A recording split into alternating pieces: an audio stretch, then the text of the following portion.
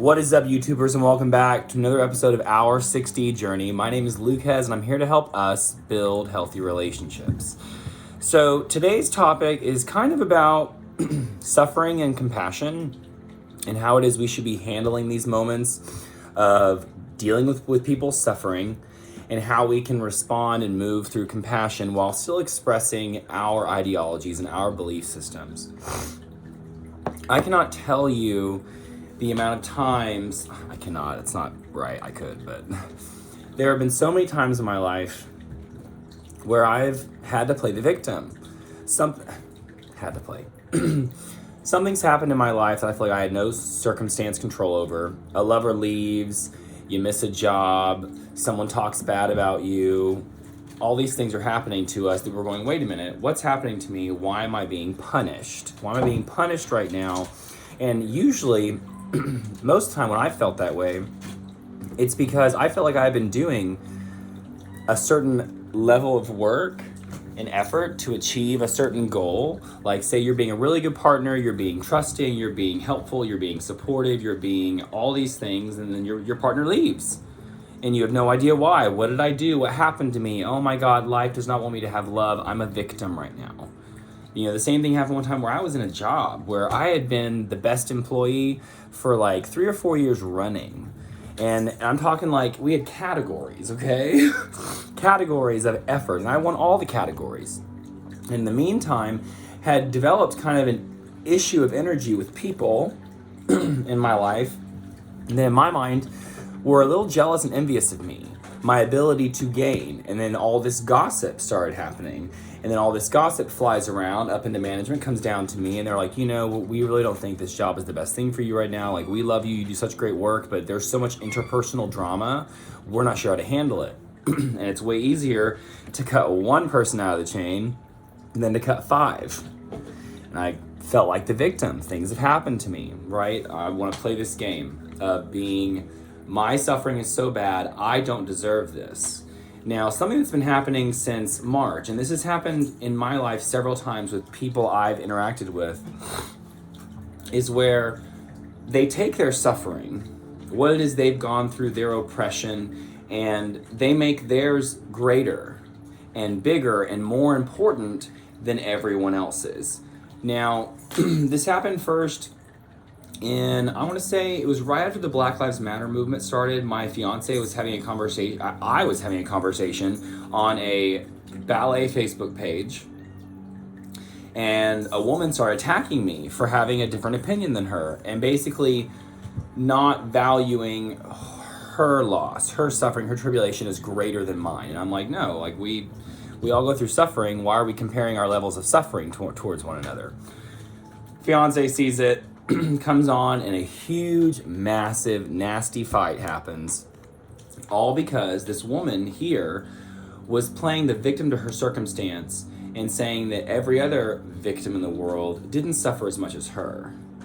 And then another thing happened yesterday where I don't even know how this got started. I really don't even know how we got to this topic, where someone basically responded to me because it was a comment about nothingness, and how in the realm of nothingness, and we have no friends, we have no family, we have no money, maybe you have no house, no food. When you have nothing, you're forced into this place of what's going on with my life. This is what I do. What's going on with my life? What have I been doing? What choices have I been making that got me here? And now that I'm aware of these choices and I've acknowledged and accepted that these are not good choices for me, how am I going to move beyond it and go, what can I do to make my life better? This woman comes back and says that everything I said is bullshit in all caps, and proceeds forward and to say that, well, that's like saying racism and sexism and bigotry don't exist. And I don't even know how we got there, but after, like, again, I don't understand. And then from that group, a girl comes in to defend me and it's like, no, listen, like, he's speaking from his heart. I don't even know where this is coming from, blah, blah. And they start debating. And then after that happened yesterday, like 3 in the afternoon. This morning I woke up, finally had a response, and it's basically what I'm giving you guys now, is that, you know, everyone, including ourselves, goes through suffering. And if we upgrade our suffering, our loss, our trial or tribulation as greater than someone else, then what's happening is that we discount, and that was a word that woman used, we discount the other person. And I don't think that's what it is if you accept it with compassion. If you accept that someone's suffering was meant to happen to them, because I believe it about myself. I believe that all the suffering that we go through was basically predestined in the beginning. That in my mind, I'm a soul. I want to incarnate into a body. I'm upstairs with God and the angels, and we're discussing all this stuff. And, in my mind, God, the angels, the system is evaluating your soul and saying, your soul has these missing components. You need to incarnate into a body and have a life that has situations, circumstances, family members, friends, jobs that will support your growth through these issues. I'm up there, I look at all of it and go, okay, I'm willing to take that. I sign a contract, basically. They put me down into my body, and then everything starts evolving. Now, through this entire evolution process that we're going through, we're making choices all along the way. We have free will all the way, the whole time, right? And in my mind, when I first came out of my body, all that conversation with God, all that soul energy, it's there when you're born. When you're born, you haven't interacted with anyone, you know about all these things. And then through time, you are basically programmed by your family, by your friends, by your schools, by your everything that happens to you to become a certain person. And many of us have become the victim at different parts in our lives. Because in our minds, we're this beautiful soul, we're putting all this effort in, we're trying to be as good as possible, we all make mistakes, but in the process we end up getting,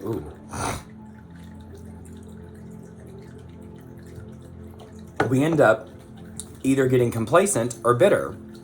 And at some point in the soul's evolution, you're given these little tidbits, these little breadcrumbs to say, hey, by the way, you're more than this. You're more than your suffering. You're more than the trial. You're more than the tribulation. You're more than all the pain that you've had to endure along the way, because there's a greater purpose for you. That helped build you. That gave you wisdom and insight into the human experience, into the soul's purpose, into the divine plan. That gave you insight to help you move on.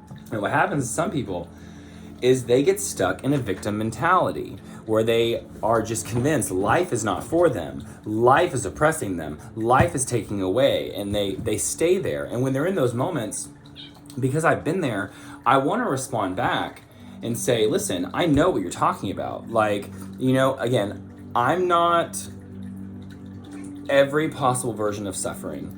My personal version of suffering in this lifetime has been the oppression of my natural energy and personality. From the time I was in grade school, people were projecting things on me, names, ideas, things that I would someday fail at, things I couldn't do now because I was blank. And for me, it was that I was an effeminate man.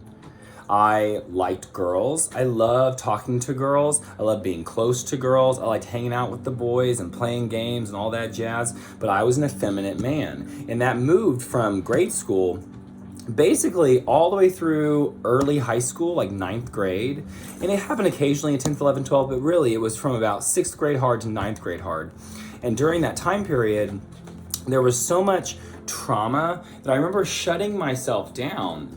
And then even when the oppression stopped, because when I was in college, the oppression of my personality, the fact that I was a homosexual, the oppression, the first time someone really said to me it was okay was my freshman year in college. But by then, I had gone through 10 years of suffering. So I had already reprogrammed my personality to kind of deflect and protect myself. And it wasn't really until my mid-20s that I started unlocking the fact that I don't need to hold on to this pain. I don't need to hold on to this suffering because of that pain and suffering, I've judged people. Certain people will approach me with ideas or mannerisms and I automatically assume, oh, because you act this way, you must be like the a-holes and jerks from middle school, and then I put all that on them. And I was holding myself and them into a past energy. And as I started unveiling all of this and really unpacking it and peeling the layers of the onion that I had created around myself to my core, it took a while. And now what's happening for me is that when people are going through these moments of suffering, oppression, trial, tribulation, damnation, all these things are happening to them. When it's happening,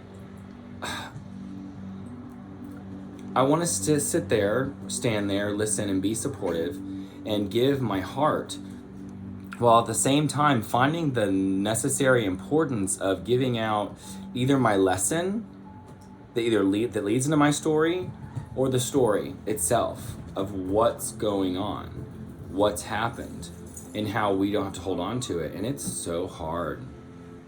It's so hard. And we all have that person in our life who plays the victim.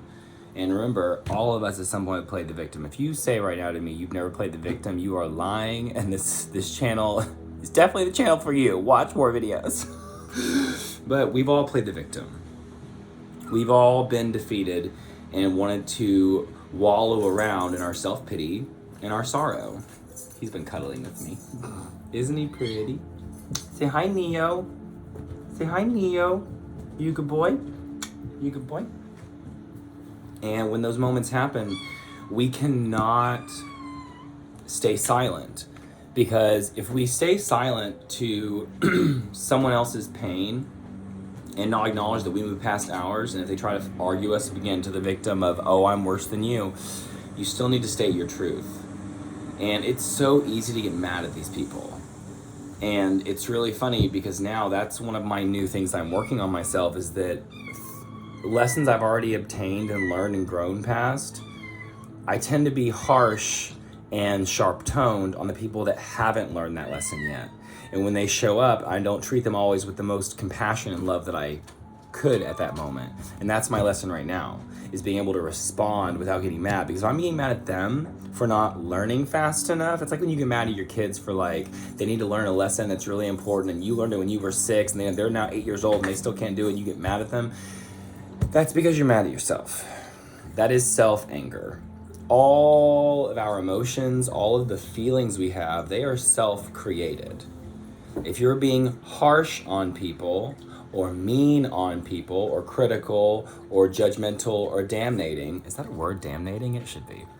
Then it's energy you have for you that has to be worked through and processed and released until we come to a place of self-love and self-acceptance.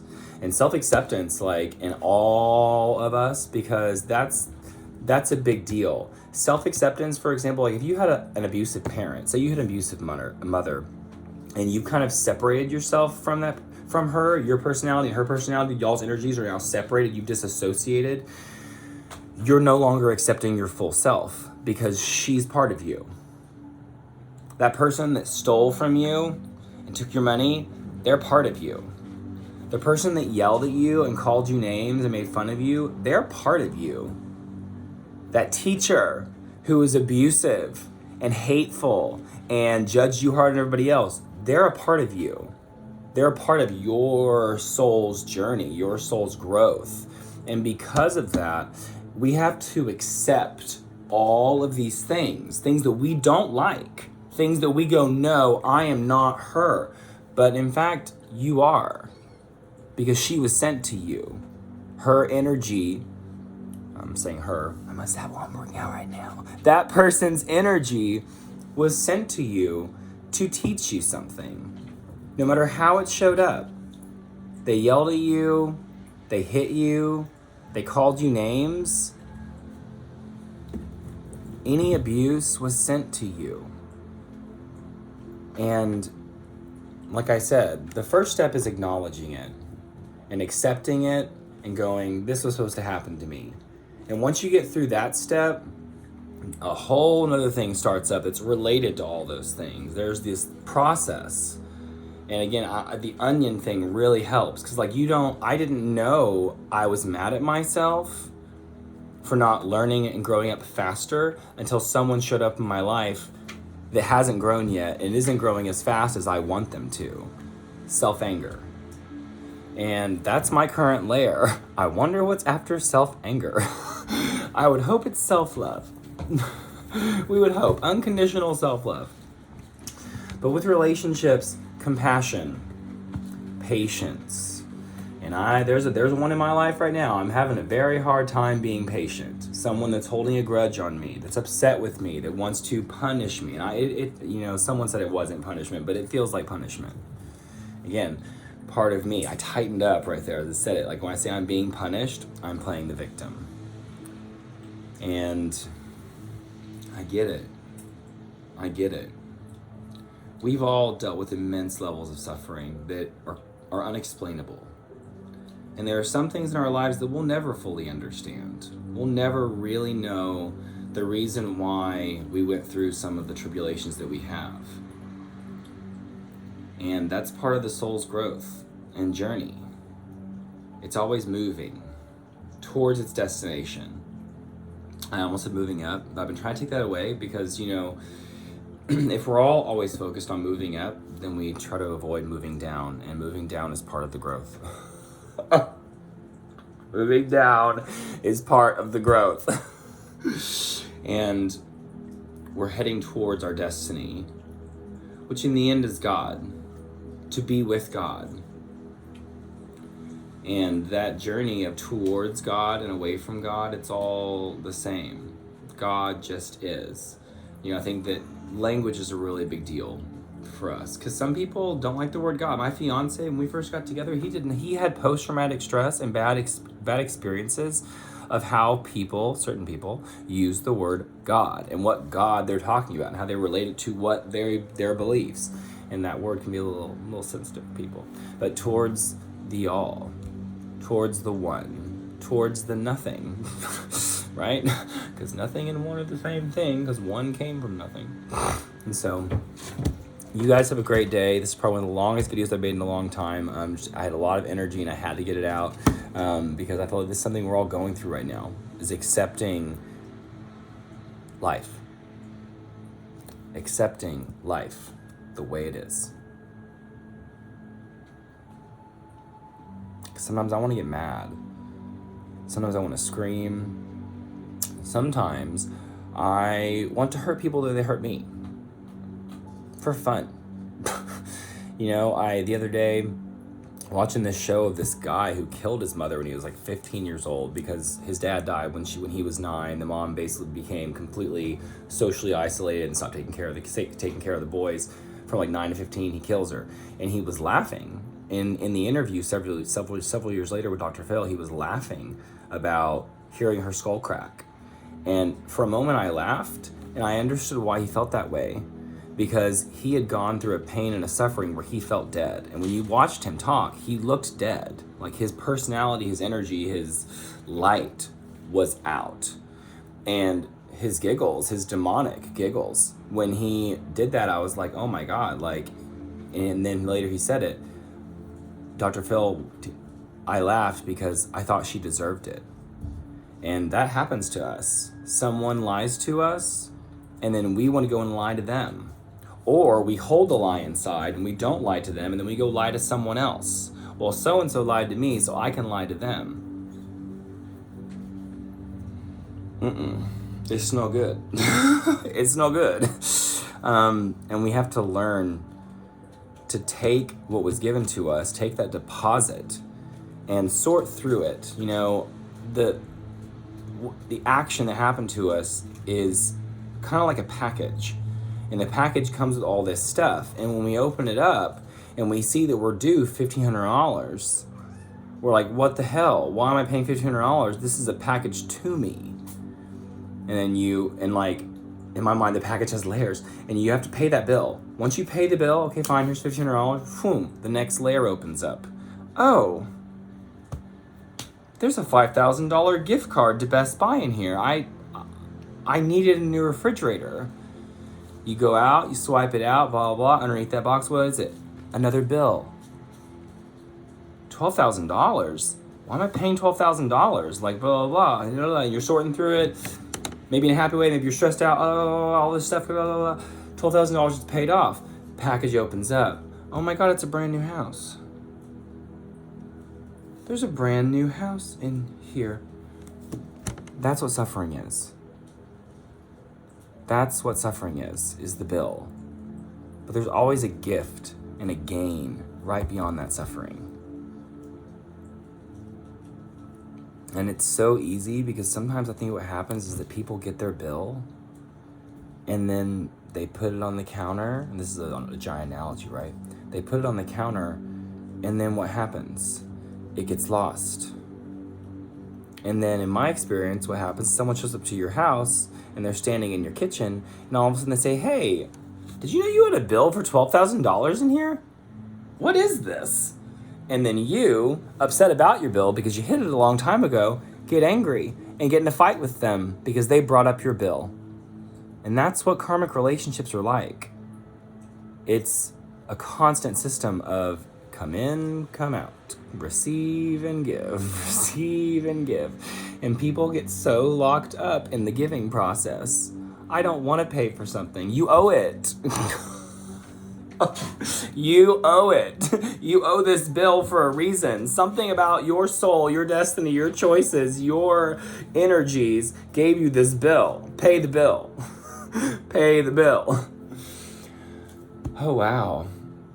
There was a lot of message in here today, wasn't there? All right. Well, you guys have a great day. Bye for now.